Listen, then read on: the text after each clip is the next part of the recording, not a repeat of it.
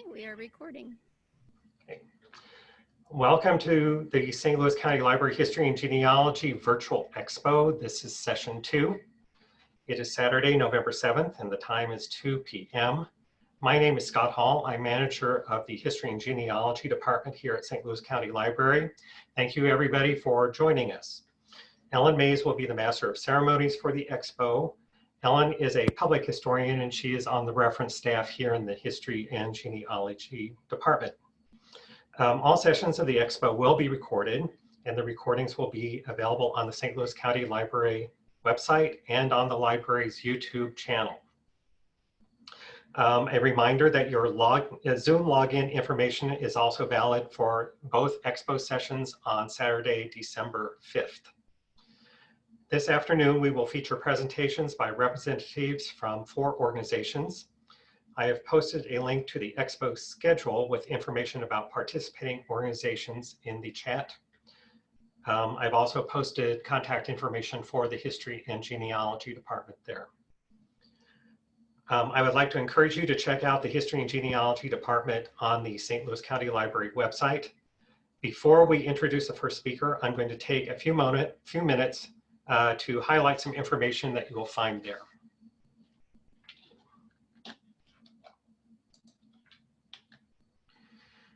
Okay, so because of the pandemic, the library building is closed. The department where we work is closed. And so we are trying to assist researchers the best we can. If you go to the History and Genealogy page on the library's website, that's www.slcl.org/genealogy. It will look something like this. So down here under this photograph is a notice that I want to call your attention to. I'm going to blow that up. There is a link to a page where you will find information about the services that we can provide under the current situation.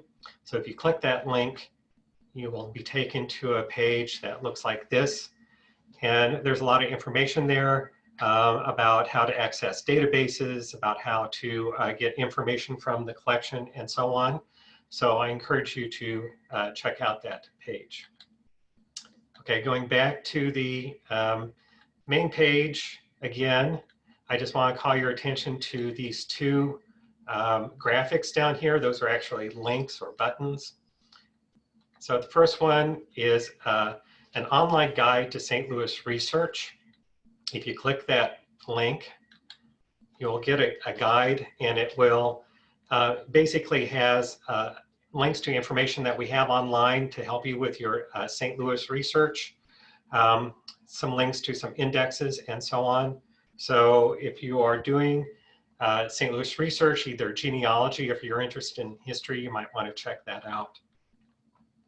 The other one is a button for online research, and this is basically mainly a list of our databases. We do have some websites on there as well. If you click the link, you will get a page that looks like that, and that's a list of all of our genealogy and history research databases. Now you can just page through those and browse them, or if you're searching for a particular one, you can actually enter a keyword up there or a title and search for a particular database that way. So we have a wide range of databases available. We have many of the ones that are common to genealogical collections, like Ancestry Library Edition, Fold 3, Heritage Quest, but we have some other ones that people might not be as familiar with. For instance, we have one called Fire Insurance Maps Online. Now we have coverage only for Missouri and Illinois, but most of the ones for St. Louis are on there. Newspapers.com, which covers millions of newspaper pages, and that's a searchable database, very valuable for doing research. Another one we have is one called History Vault, Southern Life, Slavery and the Civil War. And what's interesting about that one is it includes access to digitized Southern plantation records, very important for African American research. History and Genealogy is also a family search affiliate library. So what that means, of course, many people are familiar with the Family Search website. And if you've ever tried to access that at home, you will have discovered that many records are not available just by logging in from home. But if you log in from an affiliate library, you have access to some of those locked records. So we are an affiliate library, and we do have broader access to the Family Search records that way. I will mention that all library databases can be used for free at any St. Louis County Library branch. Now, I realize that the library, of course, is closed, but we have put up equipment to actually extend the Wi-Fi signal to parking lots in all the branches. And so if you need to get access to, for instance, the databases or the records that are only available through a Family Search affiliate library login, you can actually drive in, log on to the library's Wi-Fi signal and get access that way. We do have some databases that are not available remotely, and so you would be able to access those as well. So many library databases can be used remotely over the internet at home with a valid St. Louis County Library card. And that includes, at least until the end of the year, Ancestry. Usually Ancestry is one that is limited to in-library use only, but our vendor has generously extended access to remote users, at least until the end of the year. So, as I mentioned, if you have a St. Louis County Library card, you can log in at home and access these databases. Library cards are available to all residents and property owners in St. Louis County, St. Louis City, and St. Charles City and County. Now, we are St. Louis County Library, but not all of the libraries in St. Louis County are actually members of our system. So, for instance, the Kirkwood Library is not part of our system. Webster Grove, so on. The city, of course, is not. But even if that's your area, you can still get a St. Louis County Library card. Also, people who live in these counties can purchase a library card for $50 a year and get access to the databases as well. So in Missouri, that's Crawford, Franklin, Jefferson, Lincoln, and Warren counties. And on the Illinois side, Bond, Calhoun, Clinton, Jersey, Macoupin, Madison, Monroe, and St. Clair County. So you should, if you pay $50 a year, you can get a library card and then get home access to those databases. So how do you get a library card since the library is closed? Well, if you go to the library web homepage, slcl.org, up there at the top is a menu bar, and there's a link to using the library, which I'm showing with this red triangle. Click on that link, and if you hover over that link, you get a drop-down menu, and there on the left column is a link to library cards. Click that link, which I show here, and you will get a page with all the information you need to know about getting a library card. And I'll blow this up a little bit. You can actually apply for a card online and get immediate access if you live in the county to those databases. Right there. So here's our contact information. If you have any questions about that, feel free to call us or email us, and we will try to get you the information you need. And so that ends my little presentation. We will now begin the presentations for the Expo. Each presentation will be approximately 20 minutes, followed by 5 minutes for questions and answers. At the bottom of your Zoom screen, you should see a Q&A icon. Click that at any time and type in a question for the speaker. Questions will be answered after each presentation. You will also see a chat icon, which you can use if you would like to submit or view comments. I will now turn this over to Ellen, who will introduce the first speaker for the afternoon. Thank you, Scott. Our first presenter is AJ Medlock. He is the Senior Archivist at the St. Louis Research Center of the State Historical Society of Missouri.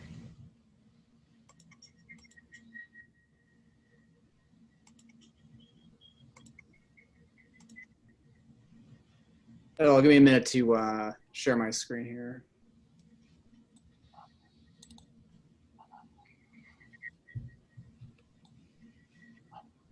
Can everyone see my screen? Yep. Okay. So thank you, Ellen. So today I'm going to provide you with an overview of the State Historical Society of Missouri, including some highlights from our collections, as well as tips for researching at the Society. So the State Historical Society of Missouri was founded in 1898 by the Missouri Press Association in Columbia, Missouri, and became a trustee of the state of Missouri a year later. So originally our mission was to preserve and collect Missouri newspapers. Since that time, we've expanded our focus to include the collection and preservation of manuscripts, photographs, oral histories, maps, and works of art relating to the history and culture of Missouri. So in 2011, the State Historical Society merged with what was then the Western Historical Manuscript Collection. So we now have 6 research centers across the state, all on university campuses. Our flagship location is the Center for Missouri Studies, located in Columbia, Missouri. Now, a common misconception about the State Historical Society is that we are somehow affiliated with the Missouri Historical Society, located in Forest Park. Although our name and missions are somewhat similar, the Missouri Historical Society focuses solely on St. Louis area history and receives funding from the city of St. Louis. The State Historical Society of Missouri's focus is statewide, and we receive funding from the state of Missouri. So, and as you can see here, we do have several research centers across the state. We also, in addition to Columbia, we have the Kansas City, Springfield, Rolla, Cape Girardeau, and of course, my research center in St. Louis, which is located on the University of Missouri St. Louis campus. So the St. Louis Research Center was established in 1968 as part of this Western Historical Manuscript Collection. Our early donations included the Young Women's Christian Association of St. Louis Records and the Rotary Club of Clayton, Missouri. Now, as I mentioned before, in 2011, the State Historical Society of Missouri absorbed the St. Louis Research Center. And so we have currently revitalized the center, including new furniture, collection rehousing, and staff, including me. So if you have visited us in the past, I encourage you to revisit us. Now, each of our research centers has a specific collecting area.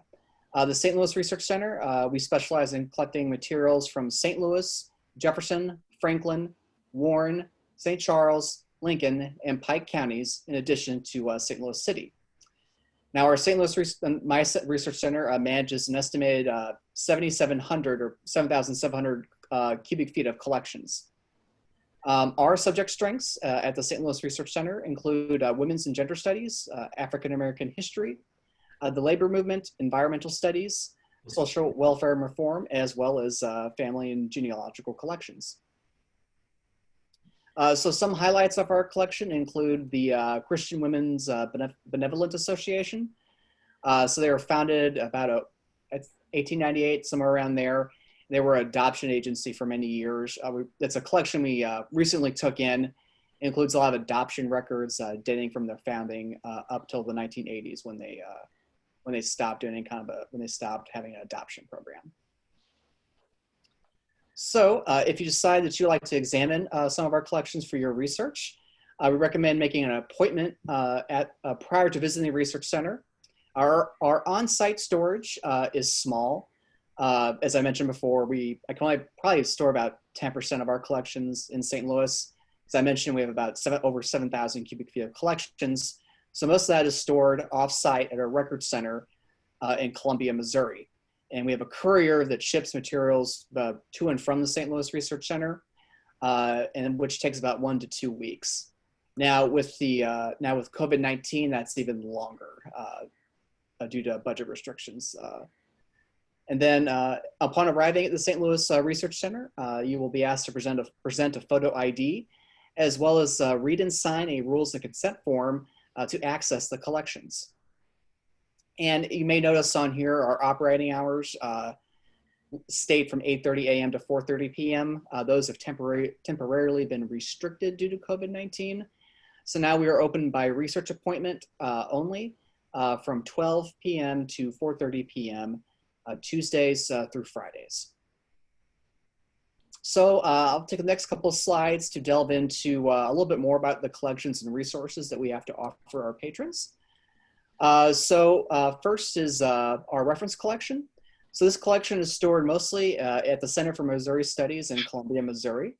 However, we can transfer books from the Center for Missouri Studies to the St. Louis Research Center. You can find these reference materials through the Merlin Catalog, which is a shared library book catalog across all University of Missouri system libraries. One of the Society's crown jewels from the reference collection include the Christian Bay collection of Middle Western Americana. The collection is comprised of rare books on the history of the West, such as John H. Audubon's Birds of America and the Biddle edition of the Lewis and Clark Journals, which was the first published history of the expedition. Now, one of the Society's lesser known collections is the college periodicals collection, which features catalogs, bulletins, yearbooks, announcements, and many other publications from academies, colleges, and universities in Missouri that no longer exist. Now, they are useful for learning about the history of education in Missouri, and for verifying whether or not an ancestor may have attended a certain academic institution.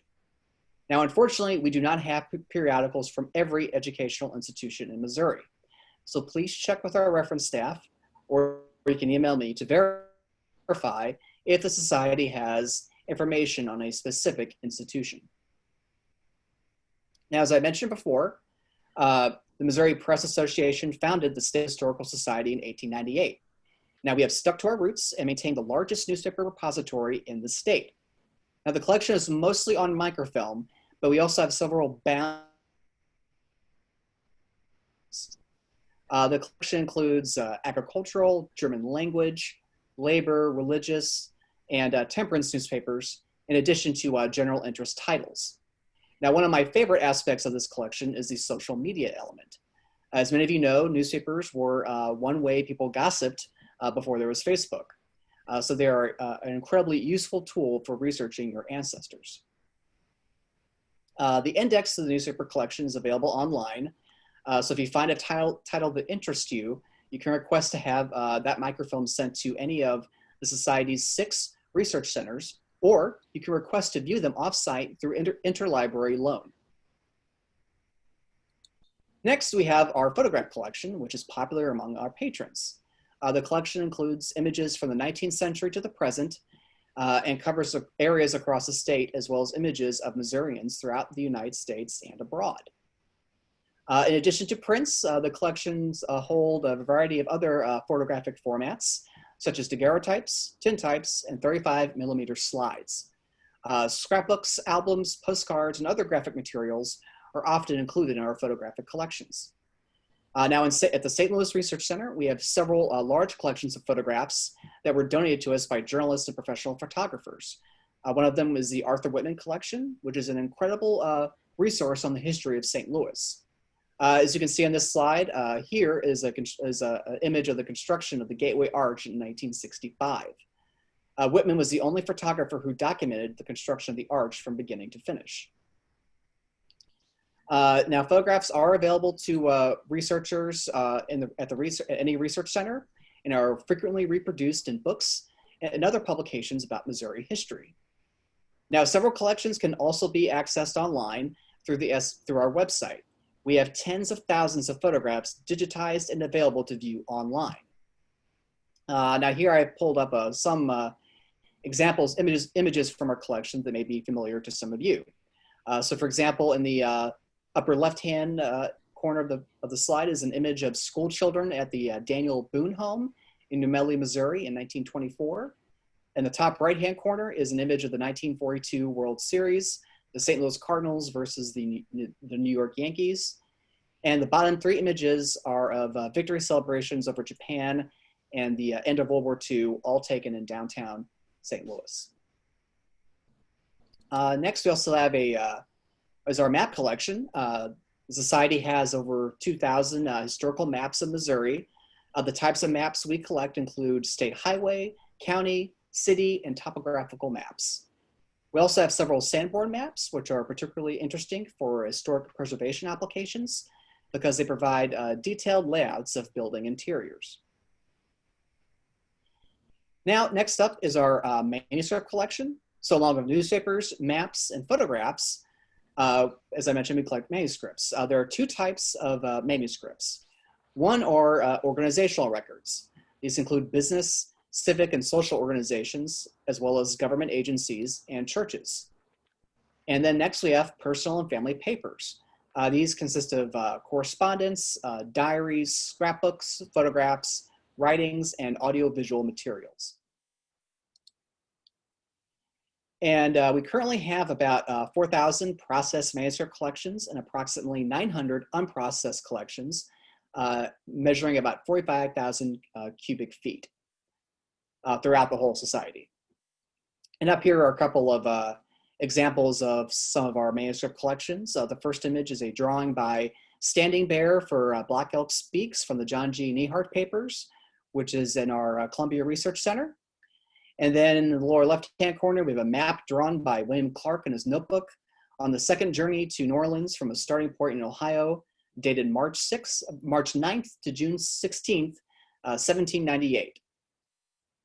And then lastly, we have a letter written by Bennett Clark to his father, Champ Clark, discussing officer training school in San Antonio, written on February 3rd, 1918.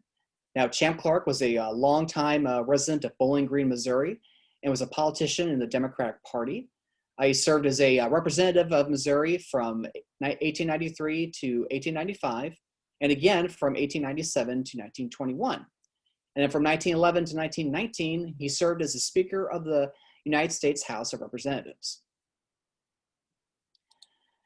Now, the Society's oral history, we also are moving on next to the oral history collection. The Society's oral history collection spans all 6 research centers and covers a wide array of topics and subjects encompassing the vast diversity of Missouri's culture and heritage. So the majority of the collection has been donated over the last several decades by outside individuals and groups, such as teachers, professors, students, and other civic organizations. The Society has had a full-time oral historian since the mid-1990s. Currently, the Society's primary collecting area is for oral histories are environmental, rural education, and veterans oral histories interviews. Now at the St. Louis Research Center, we also have a ton of oral histories that began in the early 1970s by my predecessors. So for example, we have oral histories from African-American community leaders and politicians. We also have oral histories from people who lived in the Hoovervilles, in the Hooverville near downtown St. Louis in the 1930s. And of course, also like jazz musicians and baseball players. So we have a really extensive oral history collection. Now, and then next up, we'll move to the art collection. So the Society's art collections contain nearly 12,000 works of art featuring work by George Caleb Bingham, Thomas Hart Benton, and other Missouri-related artists. So in this slide, you will see George Caleb Bingham's order number 11. Now you see here doesn't do the actual painting justice. It is a massive and gorgeous painting depicting the Union Army directive issued during the Civil War on August 25th, 1863. Forcing the evacuation of rural areas in 4 counties in western Missouri. So residents who could not prove their loyalty to the Union were permitted to stay in the affected area, but had to leave their farms and move to communities near military outposts. Those who could not do so had to vacate the area altogether. And here's some more examples of paintings from the Society's art collection. On the lower left-hand corner, for example, you will see an image from Thomas Hart Benton's Year of Peril series. And then also, although I touched briefly on some of our digital collections, I would like to expand a bit more. One of the highlights of our digital collections are digitized copies of the Missouri Historical Review, which the Society has published quarterly since 1906. At the moment, issues from 1906 to 2018 are available online. It's an award-winning journal and a great resource. Now, in the past few years, the Society has also undergone several digitization projects, including the Civil War, World War I, and World War II manuscript collections. So we've gone over a lot of different materials in a lot of varying formats. So what if you just have a subject area that you want to research? Luckily, the Society has created research guides for that purpose. So let's say, for example, you're more interested in World War II or trying to find some information on your relatives who served during World War II. Well, what you can do is you can visit the World War II subject guide, which includes a brief overview of the topic and a list of World War II related collections from all of our 6 research centers. And here is a list of subject guides for areas for which you have subject guides. As you can see, we cover most aspects of Missouri history. So for some of you, if you're doing research, since you're doing research on genealogy and family history, as you can see, we do have a subject guide for that. That'll help you find some useful sources for your research. So I suggest you look at that page. Now, before I go, I like to practice with you on locating collections and research guides by navigating the Society's website. So on our main page, you will see upcoming events, so keep an eye for upcoming conferences and workshops. We are also a coordinator for National History Day in Missouri, which is essentially a science fair for history nerds. So you'll see History Day events information posted here as well. So if you're trying to do historical research, first you need to go to our research tab and then click on the category of collection that you would like to search. For the purposes of this presentation, I have chosen to search the manuscript collection. So when you go to this page, you'll see different ways to search and use manuscript collections. Now, the simplest way to do your search is, as you can see here in the upper right-hand corner, you will note that there's a search box where you can enter in your search terms. So let's say I want to do some research on railroads. I could type railroads into the search box and hit enter for the search results. So here you see the results. Since railroads is such a broad term, the website has provided me with 39,000 results. Now we definitely need to narrow this down. So we can narrow it by typing for something more specific. So such as maybe Frisco, and then narrowing our search even further by selecting the manuscripts tab, which is right here on my screen right here, which is located under the search box. So when the website retrieves the manuscript collection results, you will need to look up the collection number preceding the title. So in this case, our first result is the Southwest Missouri Railroad Company records. Now, the R, which appears before the collection title, stands for Rolla, meaning that the collection is housed at the Rolla Research Center. So when you make a request for a collection, you will need to cite the R as well as the numbers that come after it. So let's say you did indeed want to view the Southwest Missouri Railroad Company records. When you contact us, you need to refer to the collection as R0052. So when you click on click on one of the search result links, it will usually pull up a finding aid.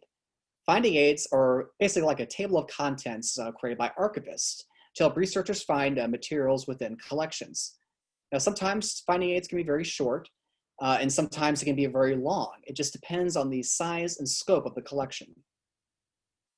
So, as you'll notice, we are currently working on updating our finding aids. So you may see some consistency issues. We're trying to get the finding aids to look like you see here on the screen, but not all of them look like that. But it is something we are addressing to enhance patron access.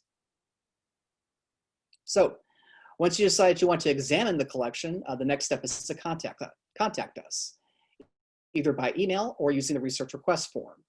So you need to go back to the research tab and click on research request, which brings you to this form. You will need to fill it out with all the relevant information pertaining to your request. So as you can see here in this box, you will type a description of the collections that you would like to request. This task can be as simple as writing, I would like to request the following rolls of microfilm, or it could be something like I want to request R0052 manuscript collection folders 1 through 15. Or you can have a broader question such as, do you have any collections on railroads? The answer to that one would be yes. Then you want to click on the location of the research center where you want to view the materials. So for example, if you click on the St. Louis Research Center, then that message gets forwarded to me, and then I'd be the one to help you with your research query. So before I go, I also want to make note that the Society has an active membership program, and it is very important to us. We rely on it to pay for supplies and such. It also has some great benefits. So I also encourage all of you to join. Now you don't have to be a member to use our resources, but it does provide benefits such as reduced research fees, and it comes with a subscription to our journal, the Missouri Historical Review. So that's my presentation. If anyone has any questions, I am more than happy to answer them. Okay, if you have any questions, go ahead and use the Q&A button on the bottom of your screen. We'd be happy to answer your questions.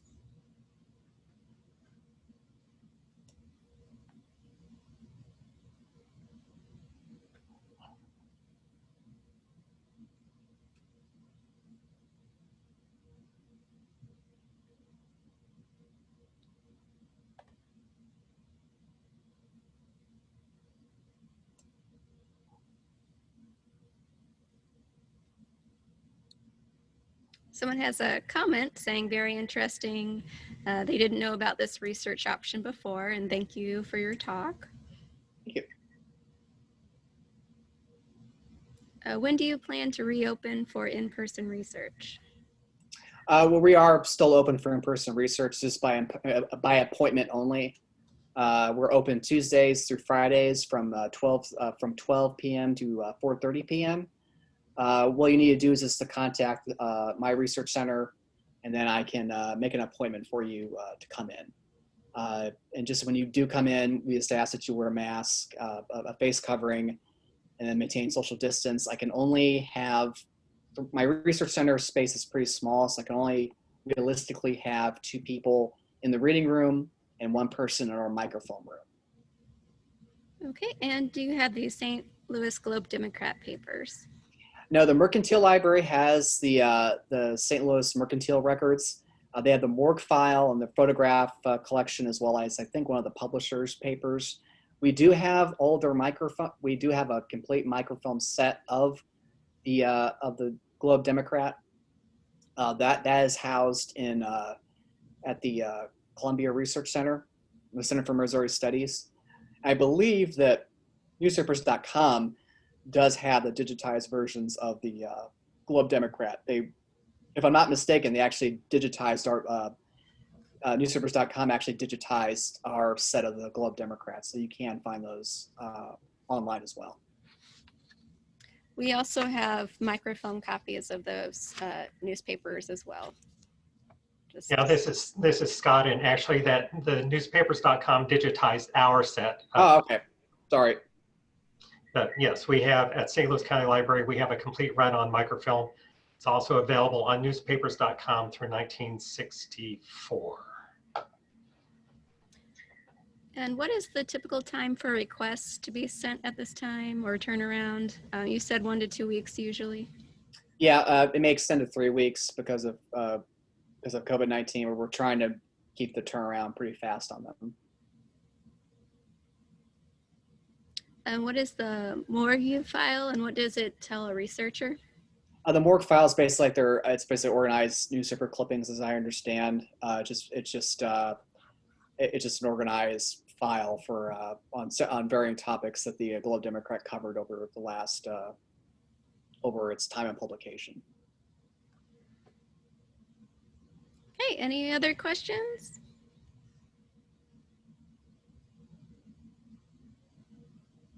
Okay, I think that's all the questions for now. If you come up with any other questions, let us know. And thank you so much, AJ, for presenting. And let's move on to our next presenter, who is Dr. Will Thompson from the Center for French Colonial Studies. Good afternoon, everyone. It's really a pleasure for me to be with you today. I really enjoyed AJ's presentation. I myself do research on the French heritage in Missouri, so I've visited the online resources that he was describing many times, and I'm always finding interesting things there. So my name is Will Thompson. I am actually down the river from you. I'm in Memphis, Tennessee. I'm a professor at the University of Memphis. But I am here today in my capacity as vice president of the Center for French Colonial Studies. And so I'm going to go ahead and share my PowerPoint. I hope you'll be able to see it. Here we are. So what is the Center for French Colonial Studies? Well, that's a good question we get asked a lot because the name, which has been around for more than 40 years, is not very specific. You can see that we actually have a French name as well, Centre pour l'étude du pays des Illinois, Center for the Study of the Illinois country, which is a little bit more specific, but it's actually too specific. And so I'm about to address that. So this is actually right out of our mission statement and on our website. So we are devoted to understanding and studying the French history of the Midwest. Now, what do we mean by the Midwest? That's a good question too. We basically are looking at anything from the Great Lakes to Louisiana. We generally don't include Louisiana because there's a very broad research being done on Louisiana by people in Louisiana. It's almost a separate history topic in itself. So we basically are looking at the French history in Missouri, in Illinois, Indiana, Ohio, Michigan, Wisconsin, Iowa, and Arkansas, although we don't necessarily exclude other geographical areas. We're quite a diverse group in that although we do study history, we also include archaeology, architecture, language educators, which includes myself because I am actually a French professor. We do have people who are interested in genealogy. A lot of our members are people whose ancestors came from France or Quebec, and so they're interested in what we do for that reason. We have members who are in the state park systems. So we basically are happy to invite anyone, and we do quite a diverse list of activities as a result. So what is our geographical territory? As I just mentioned, if you're not familiar with the history of the French in North America, we don't have time to go through all of that today, but to give you the geographical picture, everything that is now Quebec and everything through the Great Lakes, through the Mississippi Valley, all the way down to the Gulf Coast, not just New Orleans, but across to Biloxi and Mobile, Alabama. All of that was French territory up until 1763, essentially, beginning in the 16th century. And so, of course, the area that we focus on is the area that you see with a lot of the places listed, Detroit. You don't have it listed here, but up in the northern tip of the lower peninsula of Michigan, you have Mackinac, Fort St. Joseph, which is now in western Michigan, Weatanon, Starved Rock, and of course, a heavy emphasis on the communities that were founded by the French along the Mississippi River. Cahokia and Kaskaskia on the east bank of the Mississippi, and St. Genevieve, and later St. Louis on the west bank. So there's a basic list of the places that we're interested in. As far as our activities are concerned, I'll go into depth about a couple of these in a minute. So our main publication is called Le Journal. It is a quarterly publication that includes articles about the French heritage in the American Midwest, announcements, book reviews, basically anything that we believe is of interest to our membership, and that helps promote the study of the story of the French in the American Midwest. We also have a publication series that I'll give you a few examples in a minute. This has been in existence for many years, and we are continuing to publish new books on an annual basis. Our main activity that happens usually face-to-face is an annual conference. Our conference for 2020 would have been 3 weeks ago in St. Louis area, actually, but of course, due to COVID-19, we had to cancel plans for that. Although we do hope that next year, with the bicentennial, that we are going to regroup and be able to meet in St. Louis again.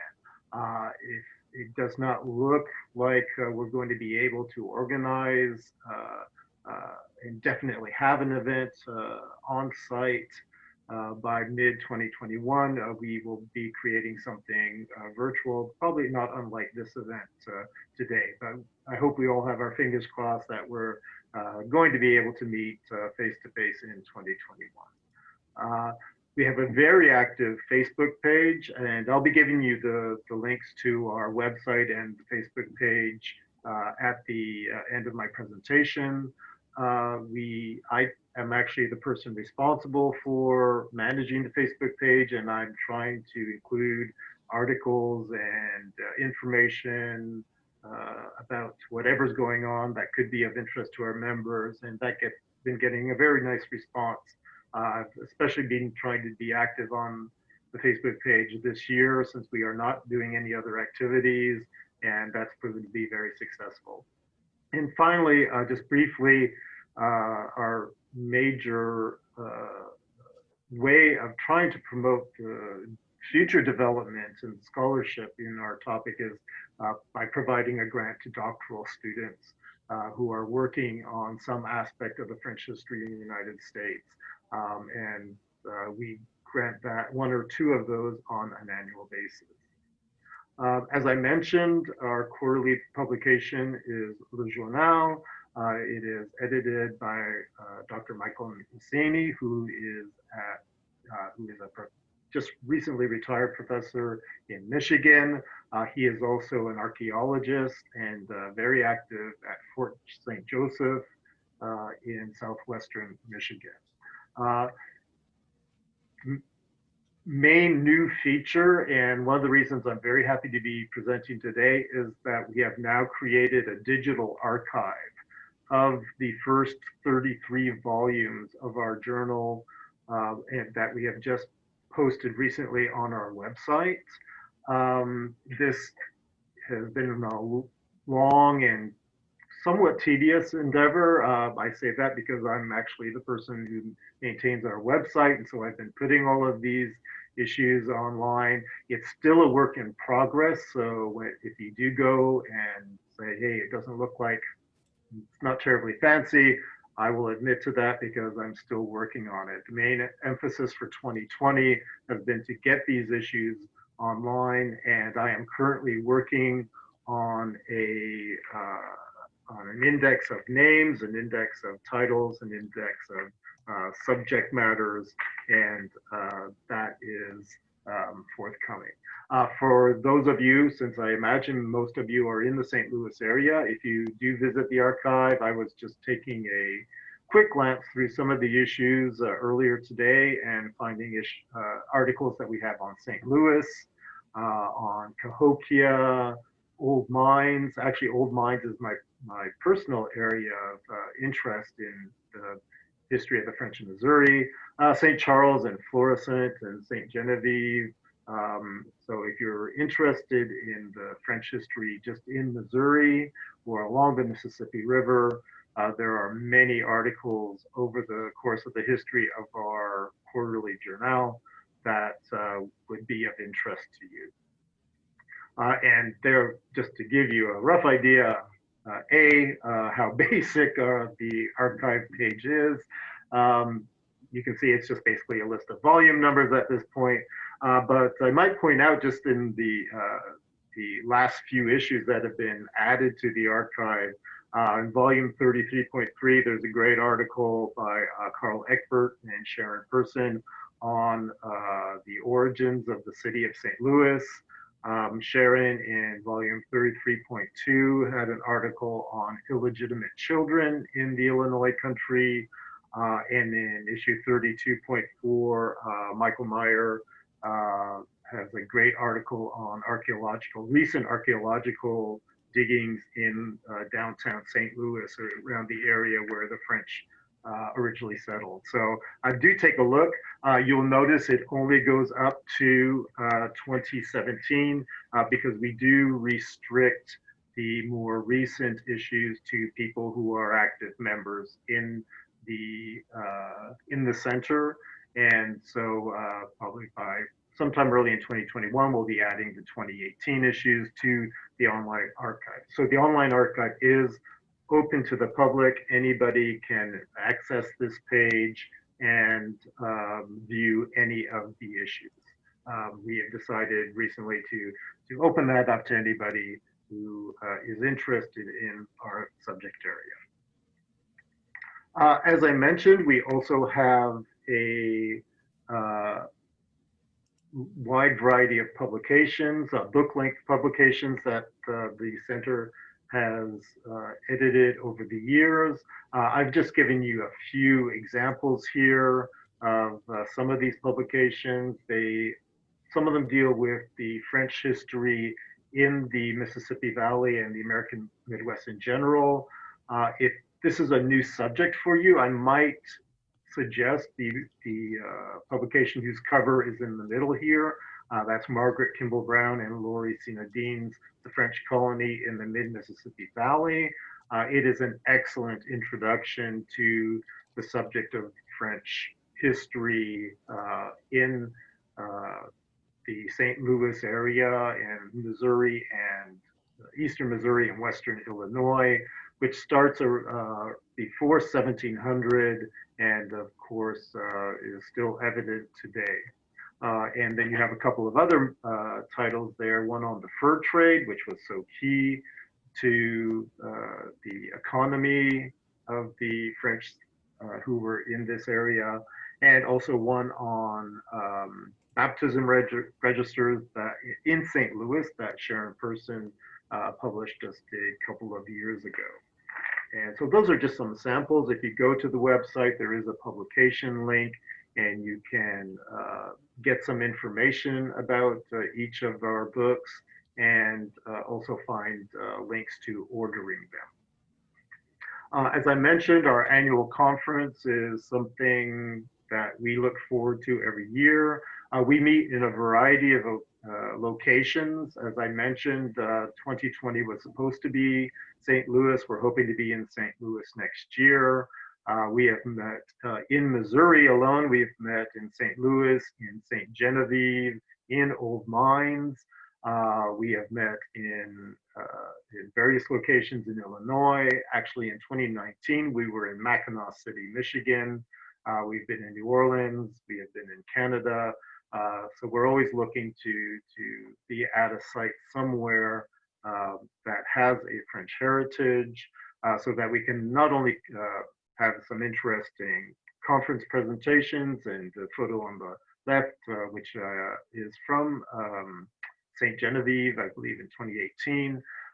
We have some great presentations every year, but we also like to visit some of the historic sites associated with the French heritage in the United States. And so on the right there, you can see, I believe that's at the Church of the Immaculate Conception in Kaskaskia in 2018.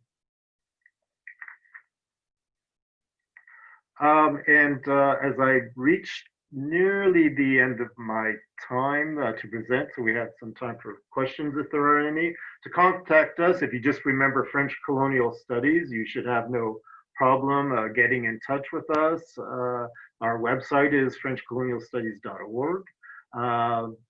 You can find our email both on our website and on the Facebook page. That's pretty easy to remember, and that comes directly to me. So I'm always happy to get inquiries from people about what we're doing and how to join us and how to attend our conferences.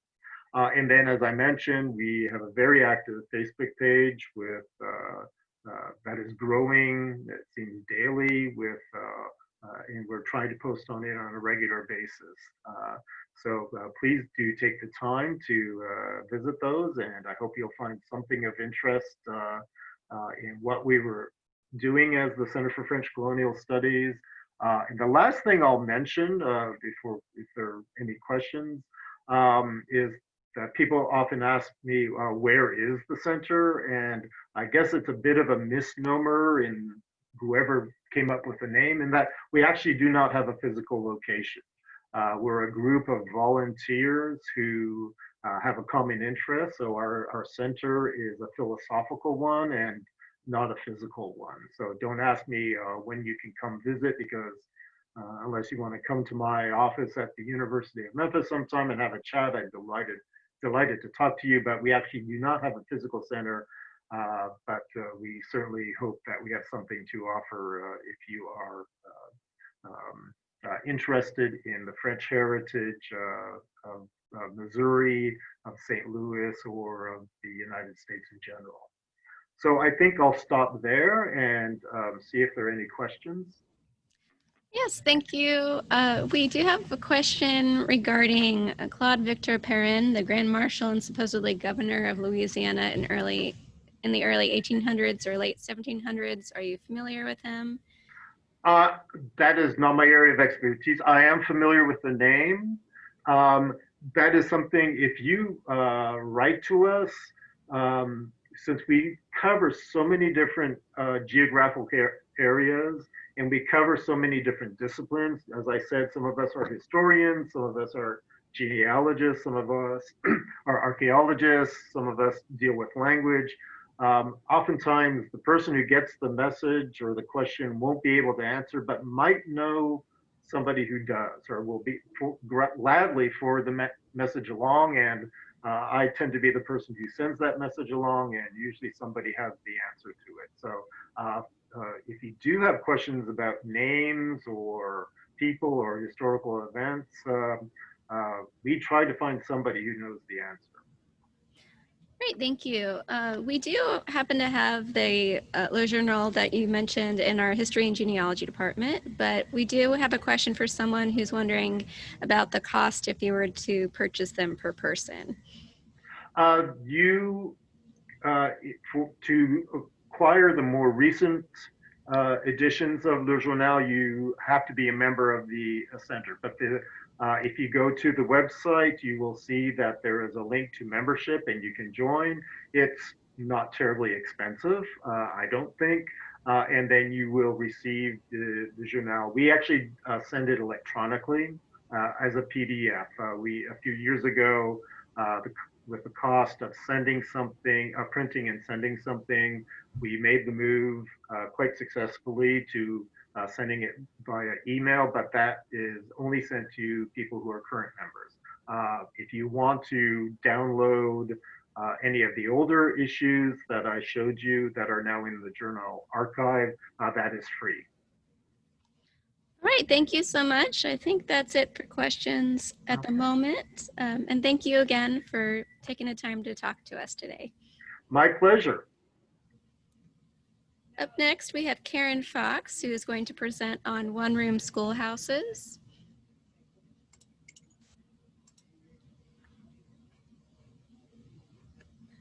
Hi, and thank you so much for organizing this. It's such a treat. I've gotten so much information so far today. So can you all hear me? Yes. Okay. I'm going to share my screen. And can everybody see?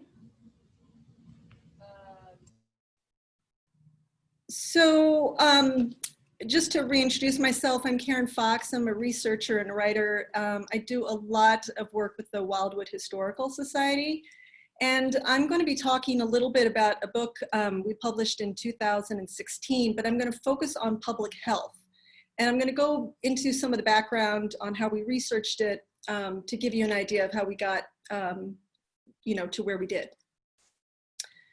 I'm going to vary from the beginning. I'm going to kind of explain some of our great resources. So again, the Wildwood Historical Society, they have a museum out in Wildwood, St. Louis County, and it has an extensive amount of information.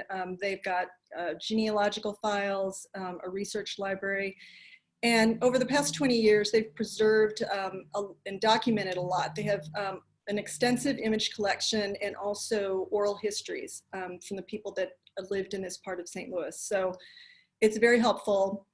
Another source that really was good during our research process are the newspaper collection at St. Louis County Library, the Watchman newspaper. Unfortunately, this newspaper is not on newspapers.com yet, but it has a wealth of information about families that lived throughout St. Louis County, and we were focusing on stories from the families in Merrimack Township. And then lastly, I'm talking about the maps, and they were very important because when we were putting together a book about the one-room schoolhouses, we really wanted to verify where they were located and track down some schools. We just discovered some schools that we had never even heard about in our research before seeing them on the map. So there's 3 maps that were helpful. The earliest one was the 1857 Gustavus Wagner map, and that you can find at the Library of Congress. You can just download it. There are some inaccuracies on the map, but it's really, for the most part, it's a very good resource if you're interested. This would have been, pre-Civil War, so there's a lot of information, and it has schoolhouses on it, and it's the entire St. Louis County. Then there's also the plat books, and I know there are a lot more plat books, but these specific plat books had schoolhouses on them. And it's the 1878 and the 1909. We have copies of this at the Wildwood Historical Society. I know a lot of other people have copies. You can find that at the St. Louis County Library. And also the 1878 is on the State Historical Society of Missouri. It's online there too, so you can access it online. But these plat maps had the schoolhouses on them. Very, very helpful. So when we're talking about education in the early schools, it's important to understand who was living here. And I'm not going into the French and the Spanish period, and I'm not going to be talking about boarding schools. We're really focusing on these one-room schoolhouses that were in the American part of St. Louis County, or where Americans settled. So from our very earliest census that we have in 1799 in the St. Andre area, which if you're not familiar, it's kind of where the Boone Bridge is today in Chesterfield. But the village of St. Andre was in northern Wildwood, and it has almost 400 people living there in 1799.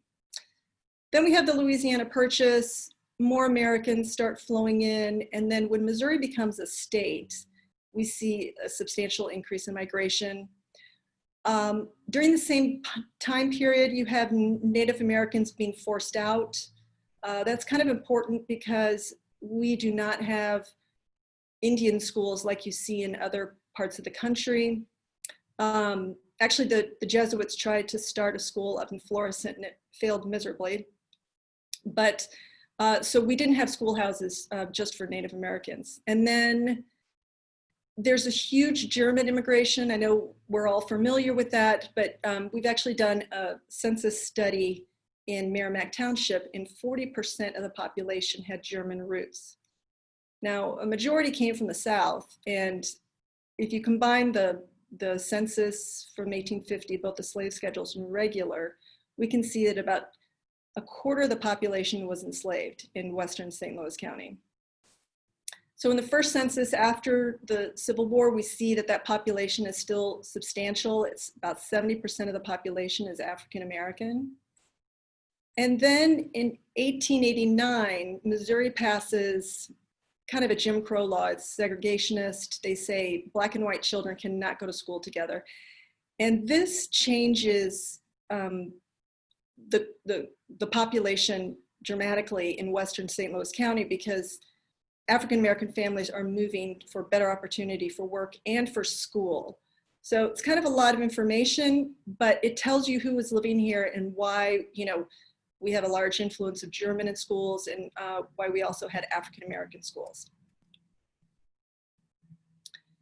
So if you're not familiar with how early education was funded, initially it was by subscription. People just paid. They would pay their local neighbors, and they would get together and hire a teacher and have a school. But there is a system in place, and after Missouri becomes a state, Thomas Jefferson has set up a land ordinance across the United States. And it's how the land is going to be sold, and also how schools, public schools, are going to be supported by the sale, lease, or section of Section 16.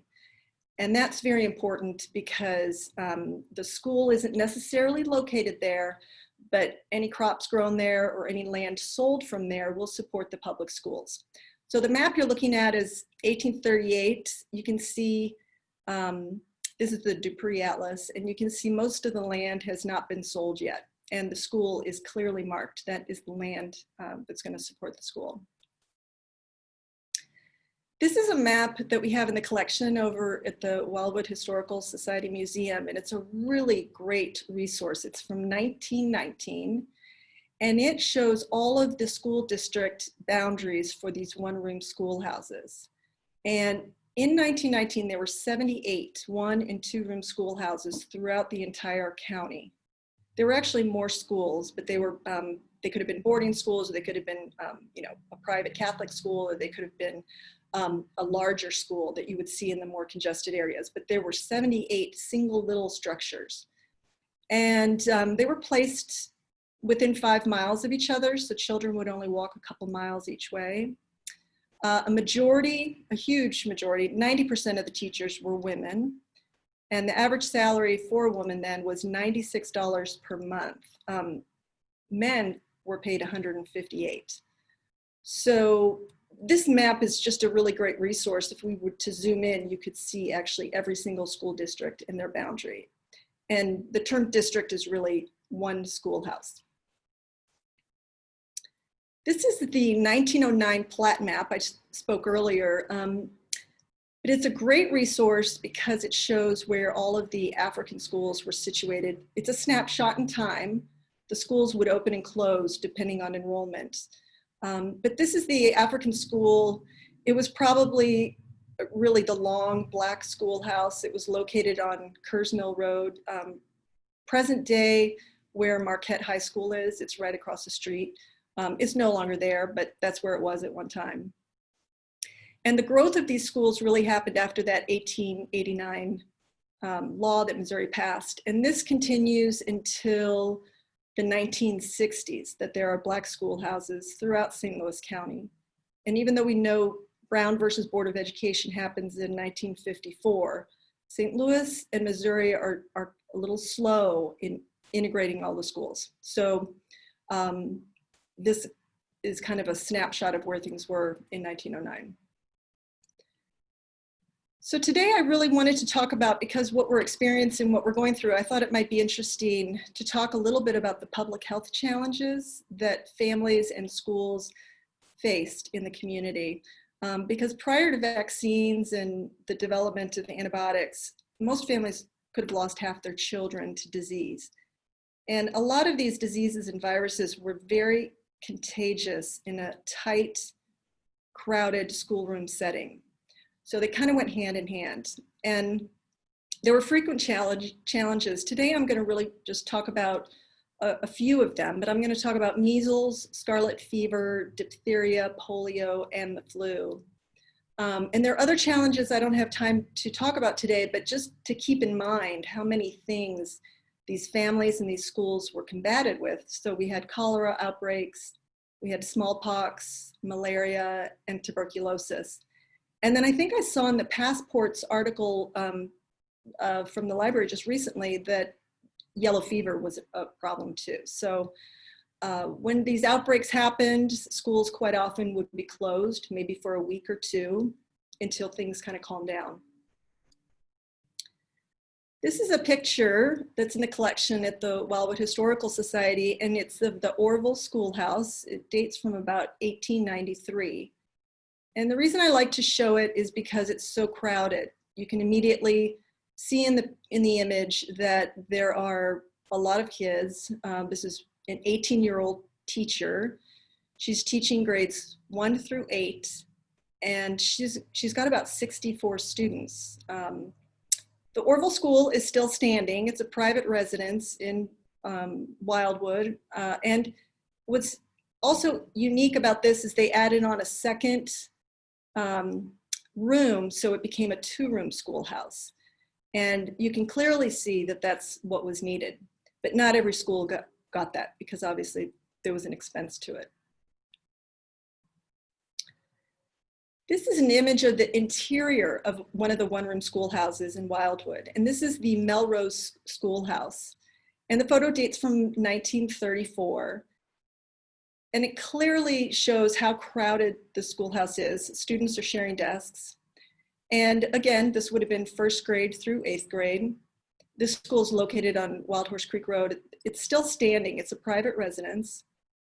But you can imagine they were all probably sharing maybe a bucket of water that's their water fountain. And if something breaks out like the flu, it would be highly, highly contagious. So I'm going to talk about 3 different examples of kind of outbreaks that we had. And these are stories that we have from the Watchman newspaper, but it's reflective of what's probably going on in St. Louis County. So this is the Port Royal School. It was technically in Franklin County, but a lot of St. Louis County children went to school there.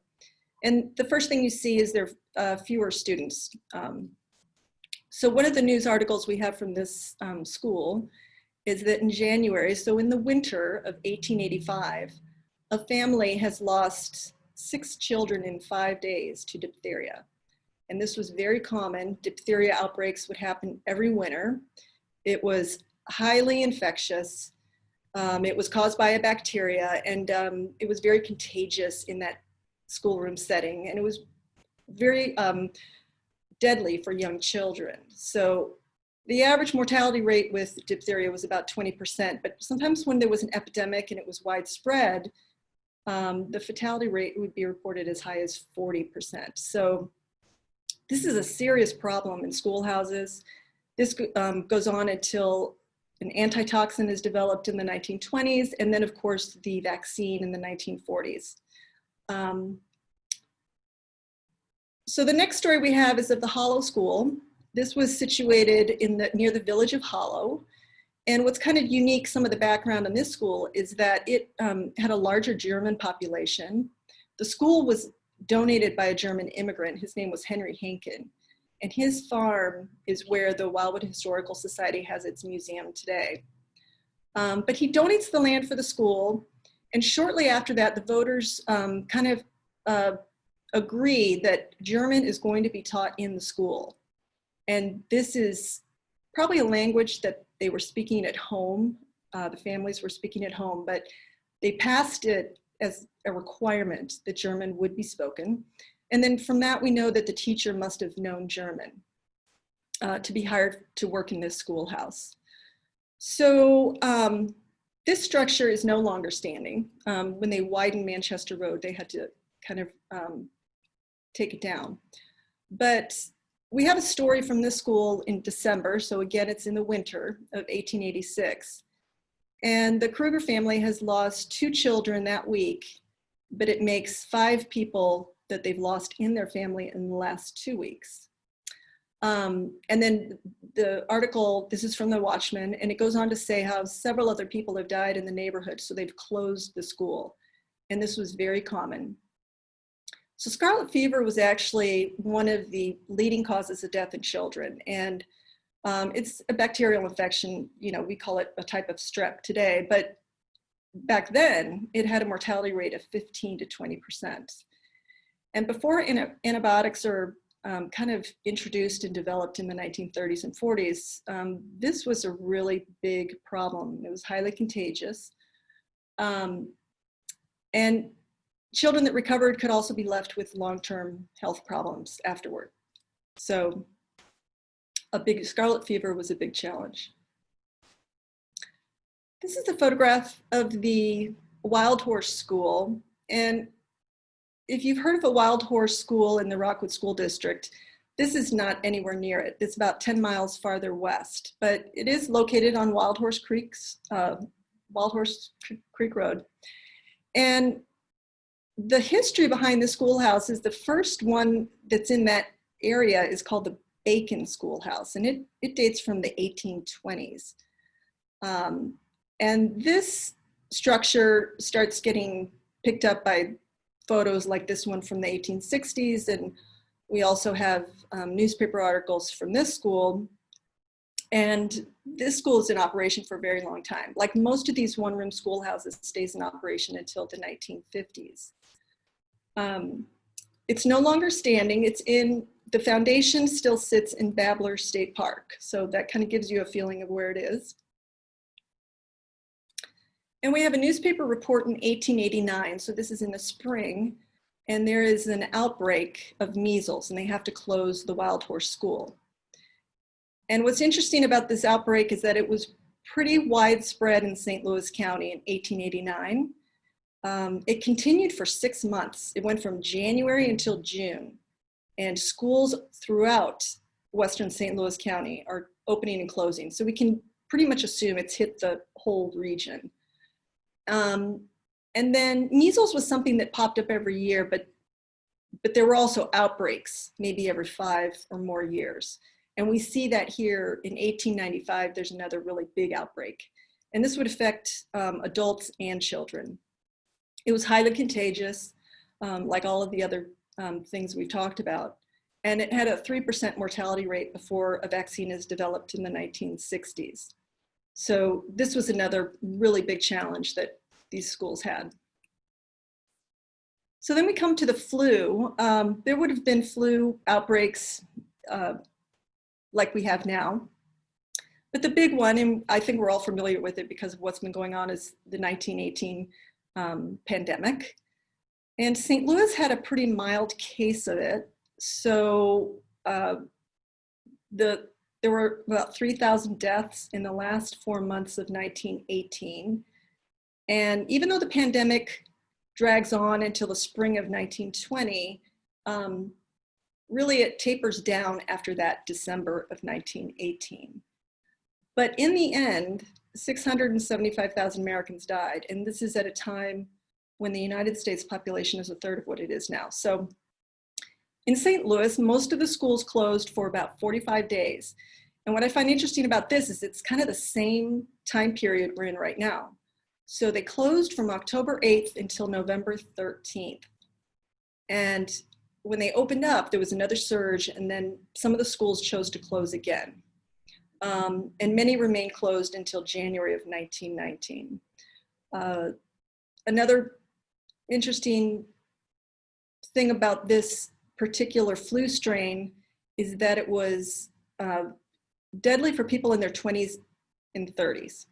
So that was kind of unique. Usually the flu is usually for, very young children or maybe older adults. So this is the Pond Schoolhouse, and it was the third structure. There were 3 different buildings before they came to this one. The first one was turned into the Pond Black School, and it was located kind of in a different area. The second one was near this picture you're looking at. It was a wooden structure, and it burned down, and that was very common. And then they built this, what you're looking at, around 1914. And that stayed in operation until most of these one-room schoolhouses closed down in the 1950s. But one of the things you have to remember, so this is 1920, pandemic has just ended, the World War has just ended, and things are starting, to kind of be better. But one thing that's rising in the community is polio. And we see the first outbreak, polio dates a decade prior, but the big outbreak starts in 1916, so just 4 years before this picture was taken. And it pops up every summer, and it keeps coming back every summer until we come up with a vaccine, until basically 1955. And polio is spread by not good enough hand washing. And so you have to remember all of these one-room schoolhouses had, they had outhouses in the back, and they probably didn't have, they didn't have a place to wash your hands. They didn't have hand sanitizer. So a lot of things were spread very easily in that type of a setting. A 1919 report by the state of Missouri actually said half of the bathrooms or the outhouses in one-room schoolhouses were just unclean and weren't up to standards. So that kind of covers polio. And again, that stays around until 1955, until it's eradicated basically with a vaccine. And parents worried about this for the kids. So another issue with unclean water and food was cholera. And cholera popped up several times in St. Louis, but really by the 1920s, it's kind of done, very few cases. So I'm gonna end on this slide. And this is the Pond Schoolhouse, pretty much how it looks today. It's located on Manchester Road in Wildwood. I have the address on the slide, and you can Google it and you can find it. But I leave you all with some homework and a field trip. You can go out. This is pretty safe to do now, even though we're in a pandemic. You can take a drive out to the country, and you can visit the school. It was taken over by the city of Wildwood, and with a group of volunteers, they restored it. They've done a great job. It's now a historic location, and they also have a park behind it. So, and a place to park your car. So you can take a drive out there and be able to see what a one-room schoolhouse looks like today. And that's it. So are there any questions?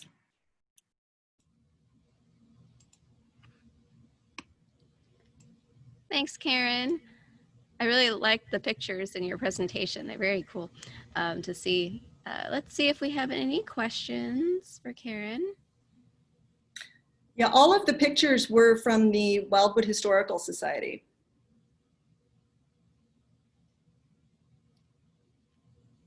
They've done a great job archiving.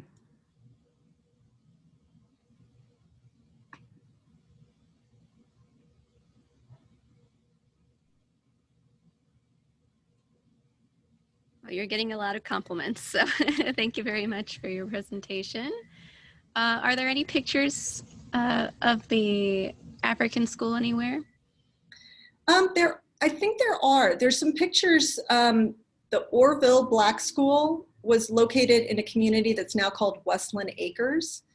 And we do actually, I think when I first started, we have a book about one-room schoolhouses, and we cover all of them. There were almost 30 one-room schoolhouses. So we cover all of them, and we have some pictures from that.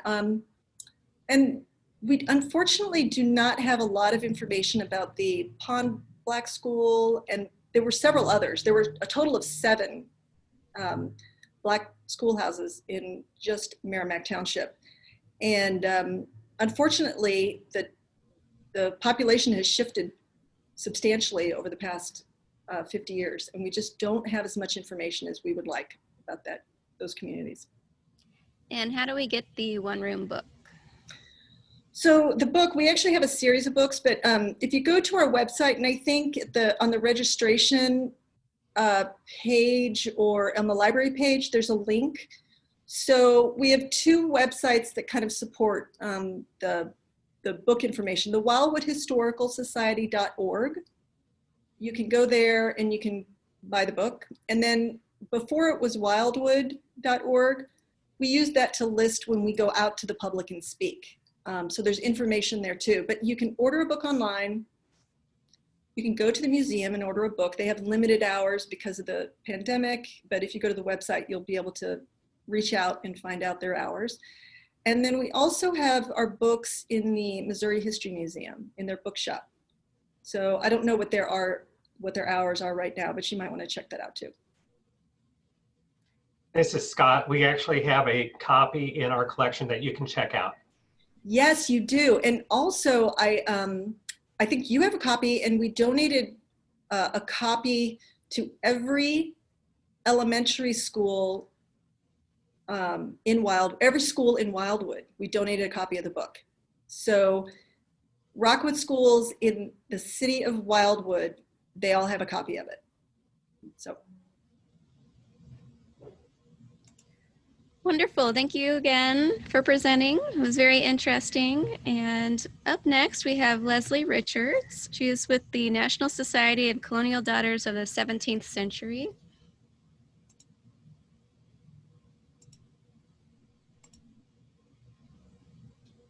Good afternoon. Can you hear me? We can hear you. Can you see me?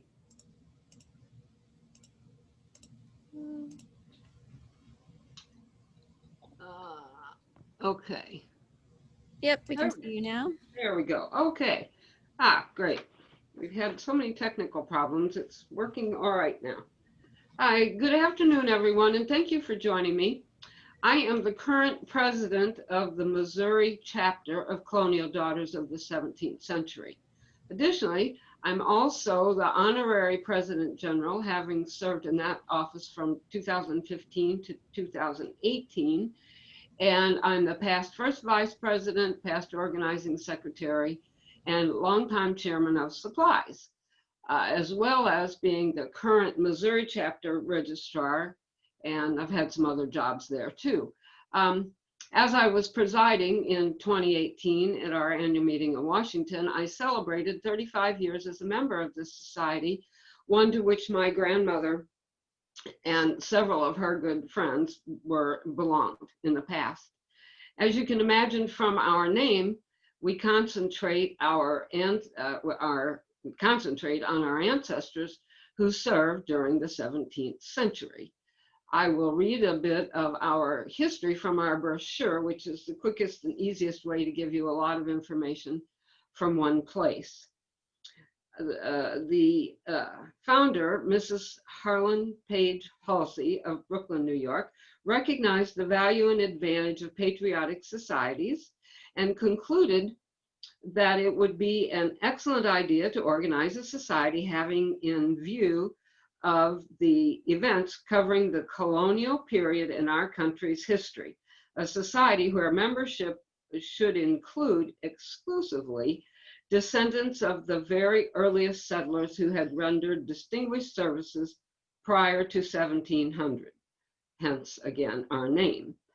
And there are other societies which were founded basically on this same premise at the same time, some of them by the same ladies. So while Mrs.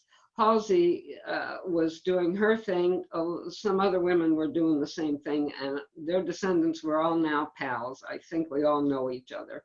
Mrs. Halsey gathered several ladies who could trace their colonial ancestry to those who met the above criteria, and this group adopted a constitution, the set of bylaws, and the charter was granted by the Secretary of State in Albany, New York. Several of this sort of lineage groups were founded in New York, A, because that's where the founders were, but B, because their Secretary of State had sort of made it what I call a cookie cutter way for the groups to do it. A certificate of incorporation was dated May 5th, 1896. And that was forwarded to our society, making us a legal organization. The first social gathering of the society was a colonial tea and musical held at the home of the new president in November of 1896. The event was extremely successful, and the purposes and prospects of the society became more widely known, and many applications for membership began to be received. As chapters, now we were just one organization, a national society. As the number of members grew, chapters were added around the country, and the General Assembly became Founders Chapter. That was the first chapter. It's still going today, and it's still called Founders Chapter. And on December 14th, 1948, they were formed in Brooklyn, New York. And then the society officially changed its name on that date to the National Society Colonial Daughters of the 17th Century Incorporated. Missouri chapter organized, now that was, what did I say? December 14th, 1948. Missouri chapter organized, no, I'm sorry. Yeah, that's when we became a national society. The Missouri chapter was the first one to join Founders Chapter in the General Society. In other words, we are chapter 1, and today we are the only chapter that uses our number as part of our chapter name. The 15 founding members established a tradition of perpetuating the memory of those who bore the burden of establishing the colonies of America and laid the foundations upon which the Republic now stands. So that's kind of a brief history of what we do. And I am going to tell you that we do have a website, and a lot of what I'm going to tell you is on our website, and I'll give you the name in a bit. The object of this society are preserving the memory of the founders of the nation, commemorating historical incidents of the colonial period, collecting and preserving colonial relics and documents, and erecting tablets, we sometimes call them memorials or whatever, at places of historic interest relating to the period up until 1699. These objectives are achieved through patriotic, educational, philanthropic, and historical endeavors. We do have, we've never had a complete list of all of our plaques around the country, but we've started building one, and it's very interesting. Through our website, every once in a while, someone would send me a picture and say, oh, I took a trip to so-and-so, and I found this marker, and now I found your society. And it would be a marker at a gravesite or somewhere what we didn't even have recorded that we had that marker. So that's been kind of a fun project for us to identify those. Now, membership is by invitation only, but we encourage people to ask to be invited. And we have, as I said earlier, we have a brochure, a website, and people are welcome, ladies are welcome to contact us through the website to inquire about membership. Some groups don't allow that, but we do. And if you're taking notes, the website is www.colonialdaughters, spelled out just like that, 17th as in 170h.org. So colonialdaughters17th.org. And a person joins through a chapter or is a member at large. Once contact is made with us, the applicant works with the chapter registrar or the registrar general, because we do have members at large, which we welcome. The registrar will help see that the application is accurate and that required records and the check are assembled and submitted properly to our registrar general. In Missouri, we meet twice per year with one other lineage society, usually in suburban St. Louis, for lunch and a meeting and a program pertinent to the topic of our groups. The fee to join is quite reasonable. It's $55 as a chapter member and $60 if you join as a member at large. Supplemental applications, which we encourage, are $20 each, and our current registrar is one of the best in the business. She turns them around instantly if they are properly submitted. She has been known to approve applications and welcome new members on Christmas Day. Junior membership, I think, is $10. Our chapter here in Missouri has only ever had one junior, and she was my daughter, and I'm now a grandmother to her baby, so I don't remember how much it costs, but I think it's $10. So A lady is eligible for membership who is at least 18 years old, but then we also have the junior members, and lineally descended from an ancestor who rendered service from 1607, which you'll recognize as the date of the founding of Jamestown, to 1699, the end of the 17th century, according to our list of qualifying services, which is published on our website and in our brochure. Public service such as constable, minister, warden, teacher, attorney, sheriff, juror, selectman, of course, court clerk, and then first settlers of towns when they settled the town and remained there. They couldn't just settle a town and go away right away. We like them to stay and participate in the formation of the town. Governors or their assistants, lieutenant governors, magistrates, passengers of the Mayflower, which arrived in Massachusetts in 1620. And I say that because a little known fact is that the Mayflower ship with Captain Jones came back to America after he dropped off all those pilgrims in 1620 in Plymouth.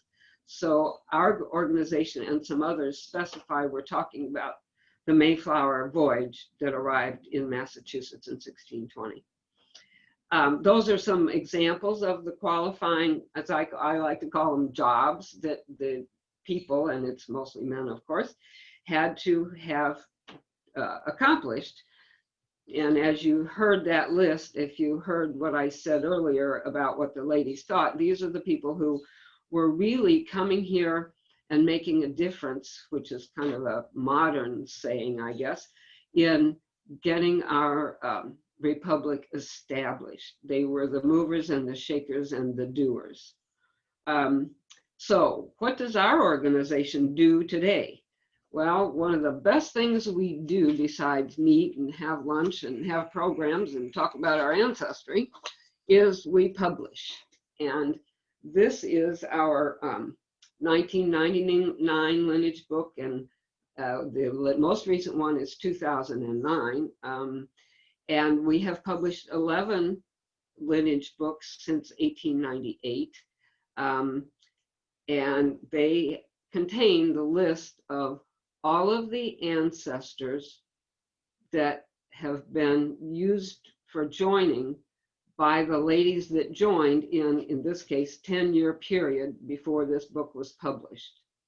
So, but once the ladies die or resign or no longer members of our organization, they aren't listed anymore, but their ancestors don't go away. So for instance, my grandmother and my great-grandmother and several of their girlfriends are listed in the book in the 10-year period in which they joined. And I can go in this book and the 2009 one and several others and open up and find my ancestor. All of these sticky notes are my ancestors. They're either ones I've proven or ones I'm pretty sure I could prove. I don't know. I think I have 50. I probably will never file all those supplementals, but what filing supplementals does for our members is it helps them and then sometimes forces them, if they need a little push, to codify their research, get it documented for their families, and have it, quote, registered somewhere. Now you can see from my pins, these are the ones I've done. And there is a woman of whom I have a picture who in another organization that had bars like this, there's a picture of her with her ribbon and her ancestor bars go to the hem of her dress. She's my idol. I may never file all those supplementals, but she is my idol. So our lineage book, these lineage books are at our county library. They are in libraries all over our country. They are for sale through our website. I'm pretty sure some of 2009 we have left over, but and that's the most recent. That's the most important one because it's the most recent.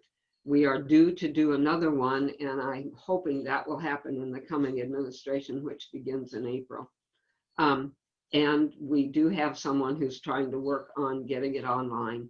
That is, I'm not even supposed to know that fact, and it may not happen anytime soon. It's a lot of work, of course. But you can get a record copy like you can in SAR and DAR and Mayflower and some of the other groups. If you have enough information, the way ours were digitized, it's a little complicated, but when you want one, you can find one.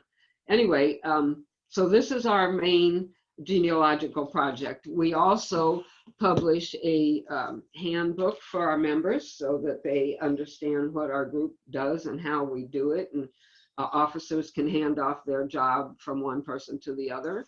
And we have a really nice ritual book, which some groups, a lot of groups have and some don't, but we have a very nice one. And those are used for obviously benedictions and such for our meetings. Then we also, as I said earlier, we mark places. Oh, I'm so sorry. I failed to turn off my phone. I thought I had. In our chapters around the country, we do grave markings and rededications and such and so forth, like a lot of the groups do. And we study our history. We study American history. We support quite a number of historic endeavors around the country. And that gets me to schools and projects. Each President General picks a personal project in addition to things that we support as a national organization. And since we live around the country, as long as it has to do with the 17th century, it doesn't have to be a Boston or New York or Jamestown based project, but often they are. When I was President General here in Missouri, my project was the Bolduc House Museum and French colonial history in St. Genevieve. Our society from around the country donated well over $5,000 just to the reenactment projects such as spinning and weaving in St. Genevieve at the Bolduc properties. And I always like to say many people forget that not all American history was happening on the East Coast. We have lots of early history right here in the good old Midwest. In recent years, other projects have involved varying aspects of the Jamestown settlement. A lot of our members here in Missouri and in this particular organization, as well as some others, have a lot of Southern ancestry. And so Jamestown is a very popular thing for our organizations to support, Jamestown settlement. We also make annual awards to outstanding students at service academies such as West Point and the Naval Academy. We give prizes to top students, and they are either cash donations or a memorable gift. And another of our worthwhile projects is donating funds to purchase specifically requested books. Not we actually adopt a book at the College of William and Mary to replace the books burned in 1705 in that horrible fire. And those books had originally been given in 1698 by Royal Governor Nicholson to establish the college library. And that library is alive and well and thriving. And sometimes the officials from William and Mary are speakers at our meetings in Washington. And I think we donated money for, I believe, 4 different books in the past year, excuse me. I believe 4 different books this past year. Like many other lineage groups, we meet annually in Washington in April during the Heritage, it used to be Heritage Week, and now it's practically Heritage Month. Colonial Daughters and several others meet in the middle of the month, I believe. I'm looking at the time, I don't want to go over. And we have a meeting, an executive meeting, and then the following whole day we have our business meeting, a luncheon, a memorial service, an award ceremony where we give prizes to the chapters who have completed certain requirements as far as membership and other things, monetary donations. And we have a nice luncheon and a program geared toward, obviously, 17th century history. We had a Thomas Jefferson reenactor one year that I was president general, and he was charming, and he looked a whole lot like Thomas Jefferson too. Our meetings here, I'm not sure if I said, here in the States, I should say, are normally 2 times per year. Some of the groups meet more often. Some groups meet 5 and 6 times a year. It just depends on the habits and personality of the group. We're required to have 2 meetings per year. And here in St. Louis, if you go to Forest Park, which I know a lot of us do, if you are standing facing the front of the, now it just went out of my head, the glass house with all the plants inside, help me here. If you're standing looking at that, the jewel box, there we go. If you're standing in front of the jewel box and you look over to your right, and there's a sidewalk and it's straight over to your right, and then you go back to the left a little bit, you'll see a very large black concrete fountain. And it's surrounded by shrubs and mums and flowers, seasonal flowers.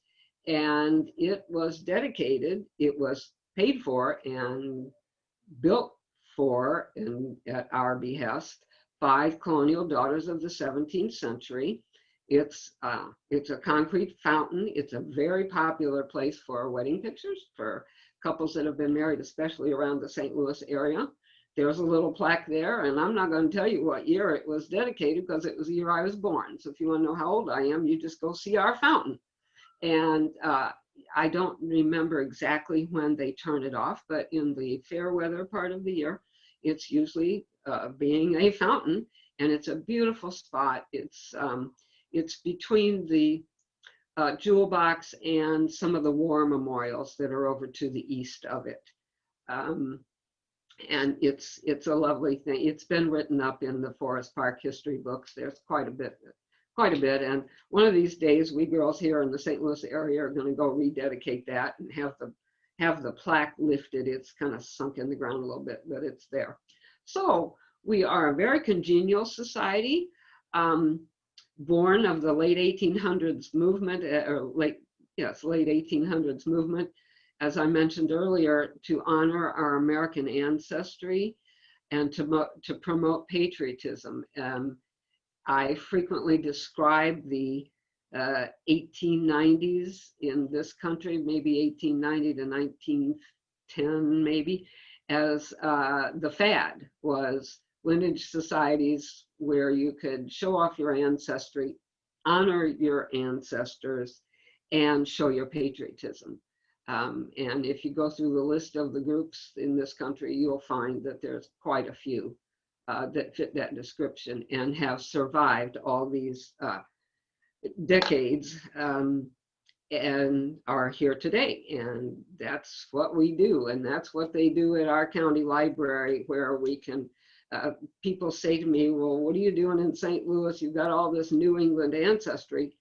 And I brag on our library frequently because the New England ancestry information at St. Louis County Library Genealogy section is far better than most of my rather, well, I won't say that, my New England friends suspect. So if anyone wants to reach me, Ellen and Scott know how to find me. Again, our website is www.colonialdaughters17th.org.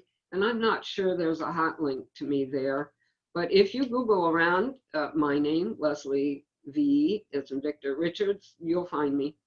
I'm on Facebook and around. So I appreciate the time and thank you very much for all your hard work, Scott and Ellen. Thanks, Leslie. Are there any last questions for her?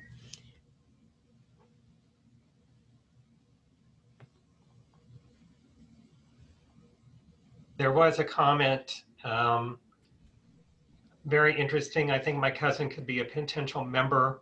I know she had ancestors in the Civil War. I will research further. Good. That's what we like to hear. And we did put the link to the organization in the chat. Good. Thank you.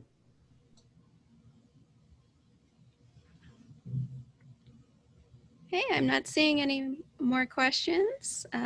Thanks again, Leslie, for talking to us today. We Thank you. really appreciate you taking the time to do it. Thank you. Enjoyed being with you all.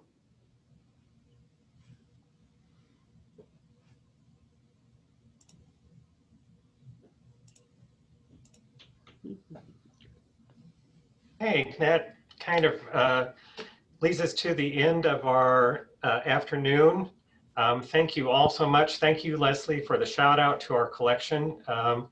You know, I hope that everybody that's attended this expo, you know, takes some time to check us out further.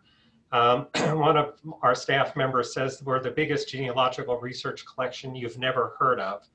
I mean, we are kind of a major collection, but we are maybe less known than some of the other ones. So, but we do have a great collection. We have a lot to offer, not just for St. Louis genealogy, but for many other places in the country. So, so in conclusion, this concludes session 2 of the Expo. I would like to really thank all of our speakers for joining us here today. Great presentations, really interesting, and we appreciate your participation. So just a reminder to those of you who are in attendance, your login information is also valid for the second day of the Expo on Saturday, December 5th. I will send out a reminder if you registered, so look for that later, and we hope you join us then. And so, yes, so do plan on joining us again on December 5th. And until then, you know, take care, stay safe out there, and we'll see you later. Thank you very much.